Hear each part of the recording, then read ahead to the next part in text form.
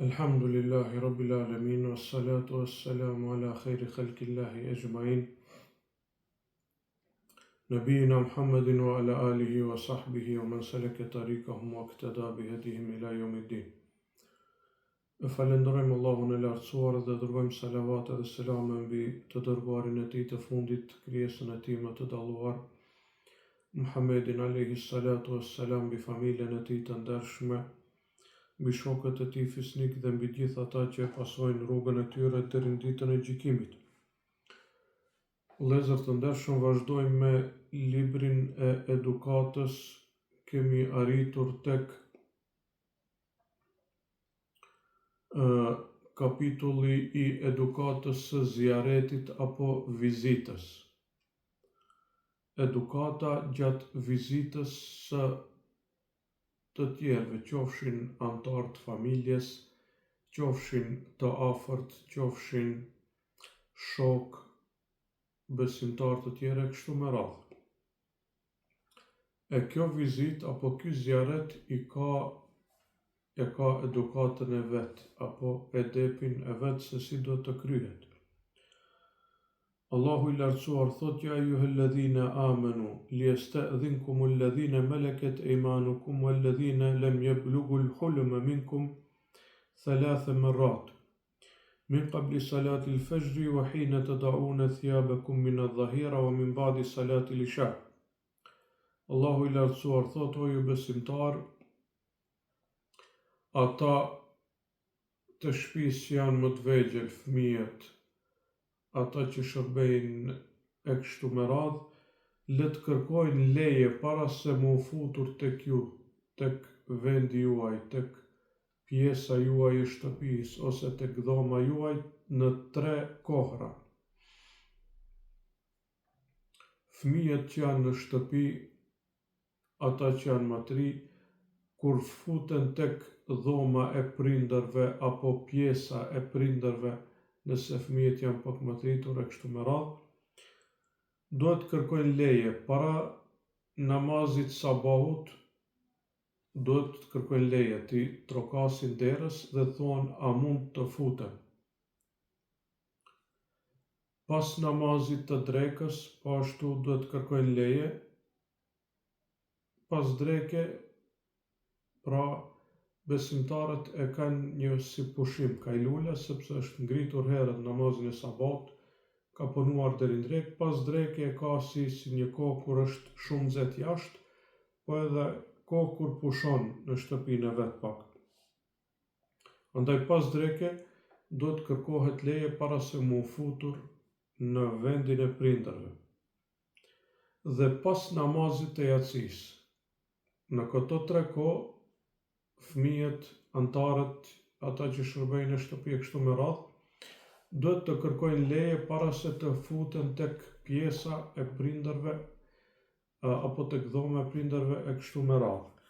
Pra para namazit të sabahut, pas namazit drekës dhe pas namazit të jacis.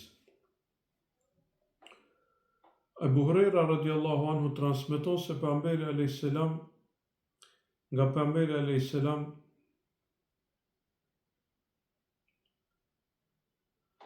ka thënë, pejgamberi alayhis salam ka thënë: një njeri ishte knisur për të bërë zjaret. Allahu ja dërgoi një melek në formë njeriut, i cili e pyeti: ku je duke shkuar? Ai njeriu i tha: jam duke shkuar në filan fshatin.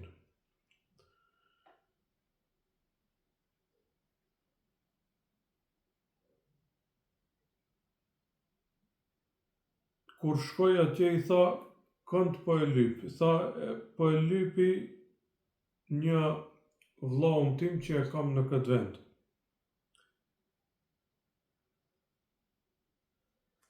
Thot, ky meleku e pyet: a ke ndonjë interes, ndonjë dobi të kësaj bote, pse je duke shkuar për ta vizituar vllaun tënd?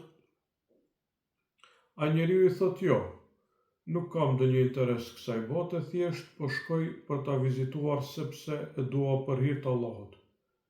E dua për hir të Allahut. Atëherë thot, ky melek që ishte në formë njeriut i thot, mua më ka dërguar Allahu tek ti, të them se edhe Allahu të don ty një ashtu sikur si ti e don vllaun tënd për hir të tij. Pra, vlera e ziaretit. Këtë hadith e transmeton Muslimi. Vlera e ziaretit. Ky njeri është nisur të shkojë me një fshat vetëm pse aty e ka pas një vlla besimtar të cilin e ka dashur për hir të Allahut dhe ka vendosur që ta bëjë ziaret. Nuk ka pas ndonjë interes kësaj bote.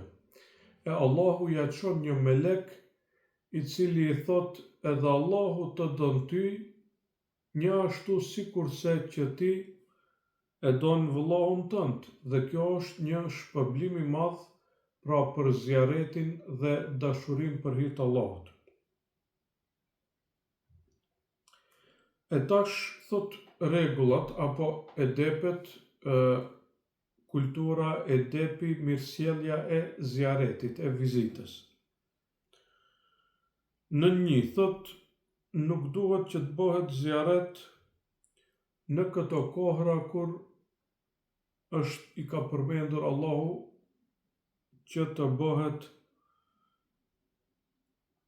që të kërkohet leje. Pra nuk është mirë para sabahut, para namazit sabahut, pas namazit drekës dhe pas namazit jacis.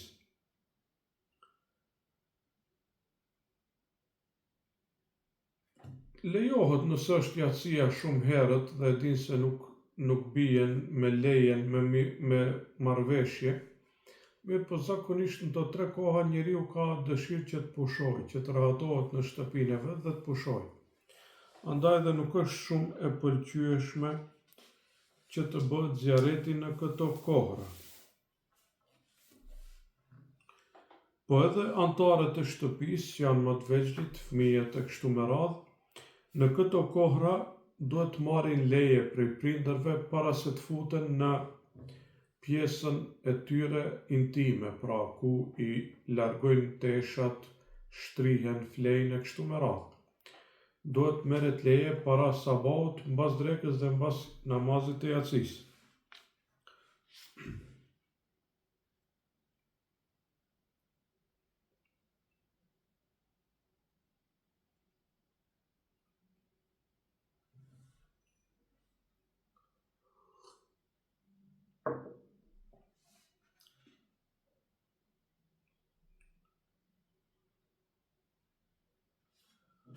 Thot në hadithin e hijretit, pejgamberi alayhis salam i ka premtuar Ebu Bekrit se do ta merr me vete kur do të bëjë hijret për Medinë.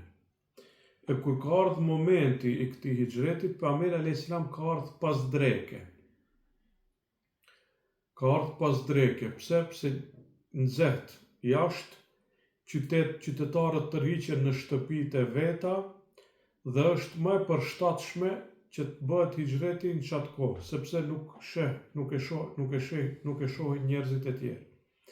Po edhe Ebu Bekri si është shpreh, kur i kanë kallëzuar familjarët se pejgamberi ka ardhur dhe kërkon leje, Ebu Bekri ka thënë me siguri ka ardhur për diçka të rëndësishme në këtë kohë.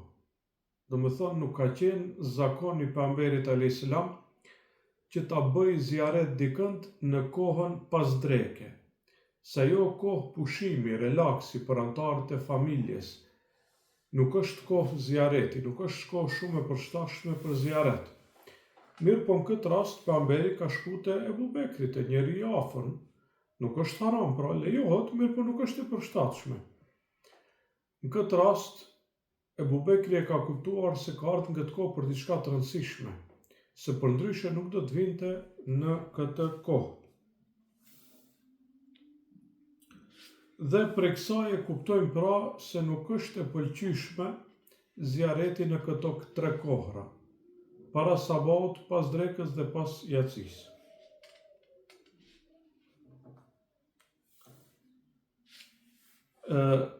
Edukata e dytë apo edepi i dytë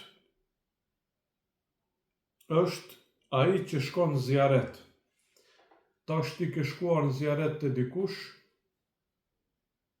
vjen namazi, për shembull, koha e namazit, vjen koha e njerit namaz, nuk është e pëlqyeshme që ai që ka shkuar në zjaret të dikush, të dal imam në namaz para pronarit të shtëpisë.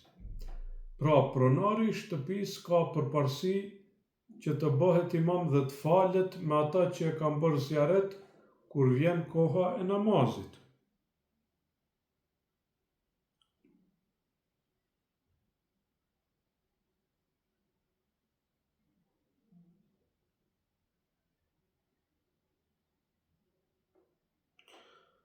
Argument për këtë është fjala e pejgamberit alayhis salam, la ya'ummul rajulu ar-rajula fi sultani. Nuk është në rregull, nuk është edep apo mirësjellje që një burr të bëhet imam i një burri tjetër në vendin e tij, në shtëpinë e tij. Pra nuk është e pëlqyeshme.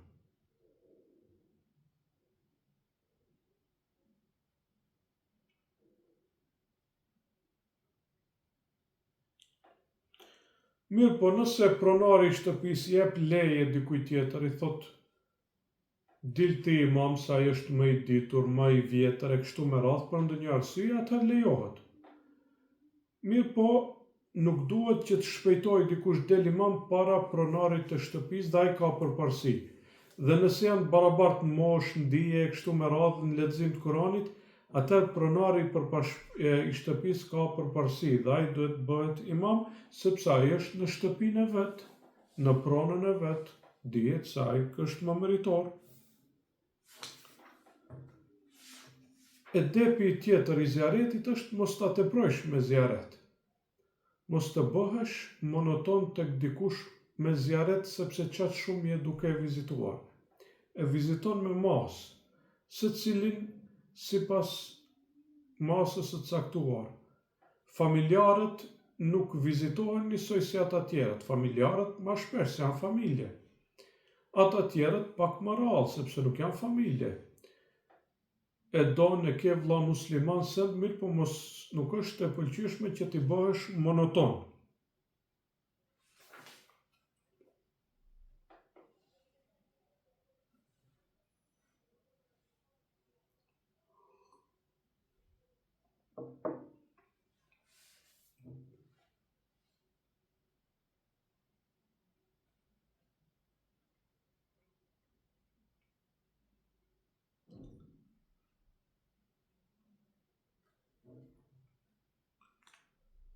Kuptohet, kjo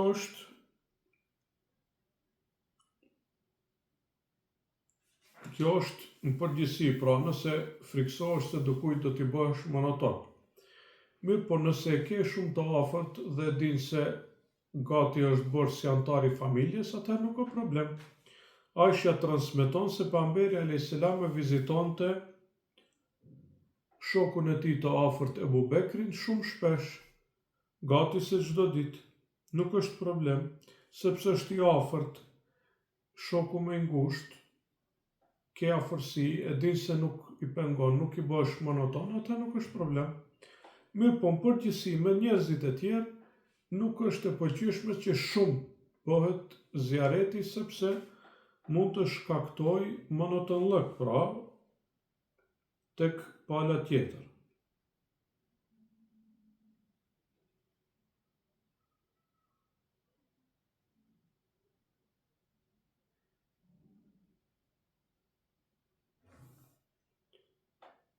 Kjo pra është,